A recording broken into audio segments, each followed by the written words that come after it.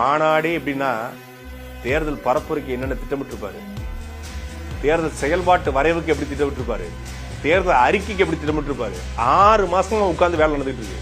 கிட்டத்தட்ட 15க்கும் மேற்பட்ட அண்ணன் சீமானுடைய உதவியாளர்கள், இயக்குநர்கள், டைரக்டர்ஸ், அதே போல கட்சியினோட நிர்வாகிகள் கிட்டத்தட்ட 50 பேர் தலைமை நிலையத்தில் உட்கார்ந்து பம்பரமாக சுழன்று நாம் தமிழர் கட்சி எப்படி ஆட்சி அமைக்க போகுதுங்கிறத வெறும் பேப்பரா இல்ல காணொலியா தர போறாங்க. காணொலியா பார்த்தது மக்களுக்கு புரியும். ஆடு மாடு மேய்த்தல் அரசு எப்படி பண்ணுவேன், ஒரு தற்சார்பு பொருளாதார ஒரு நிலத்தையும் வளத்தையும் சார்ந்த தொழிற்சாலை அமைப்புனா எப்படி அமைப்பேன், என்னென்ன செய்ய போறேன், கரும்பு எப்படி தொழிற்சாலை உருவாக்குவேன், தக்காளி எப்படி தொழிற்சாலை உருவாக்குவேன், பால் பண்ணா பால் பண்ணை எப்படி இருக்கும். சும்மா துண்டை போட்டுக்கிட்டு கையில குச்சியை வச்சுக்கிட்டு கஞ்சியை தூக்கிட்டு போற ஆட்டு பண்ணை கிடையாது.